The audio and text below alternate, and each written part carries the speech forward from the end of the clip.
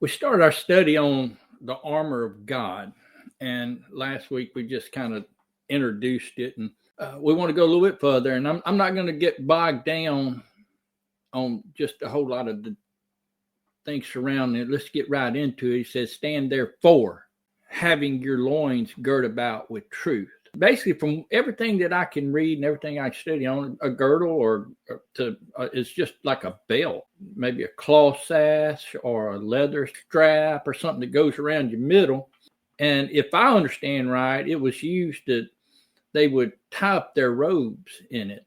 And so they would tie up their robes so it'd free up their legs. It'd free up their ability to move and keep them from being tied down. Notice he says that you gird up your loins with truth, not with speculation, not with what the news is saying, not with what your own opinions. We got a lot of that in this world, don't we? Everybody's got an opinion, right? He's saying, don't gird yourself up with that. Don't gird yourself up with what's on Facebook. Don't gird yourself up with what's on that all your friends are trying to convince you of.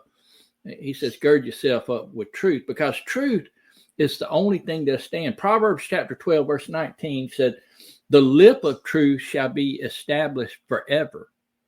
The lip of truth is going to, it has everlasting benefits. Truth holds up. When you gird yourself about with truth, you're girding yourself about with something that's not going to fail, that it'll always be there. Paul said, "Don't man that war entangle himself with the affairs of this world or the affairs of this life."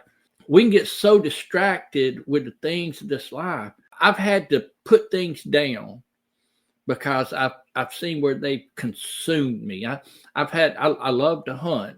I love to fish.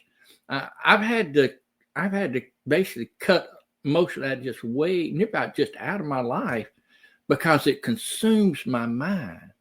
And that's all I want to think about. And then there's other things. I got involved with woodworking, building. I got all kind of stuff around this house that I built. There's all kind of things that I love to do. I've gotten into gardening and YouTube. As far as that, it consumes you. It consumes every bit of you, and that's all you want to do. Your mind is wrapped up in it, and your thoughts wrapped up in it. And he said, don't do that. Let your loins be girded about with truth. And he says, stand therefore, because that's your foundation, right? Jesus said, "I am the way, the what? The truth." He's the truth, didn't he? So get your heart and your mind following after Jesus, and you'll stand. That's the first armor. That's the first piece of armor that we want to look at. Without truth, you can't really go much further, can you? You can't go into righteousness. You can't go into the gospel of peace. You can't go into the helmet of salvation. You can't go into shield of faith or the word of God, the spirit, the sword is the spirit of God or the word of God. You can't go into any of that without having that base of truth, being girded about with truth. Let me encourage you, gird yourself about with truth.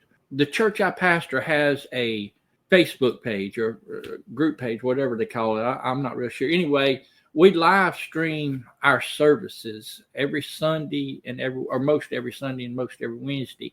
I want to encourage you, if you would, and if you have Facebook, you want to get on there and look us up, check us out. We'd sure love for you to have us there. It's Pine Grove Baptist Church, Purvis, Mississippi. God bless.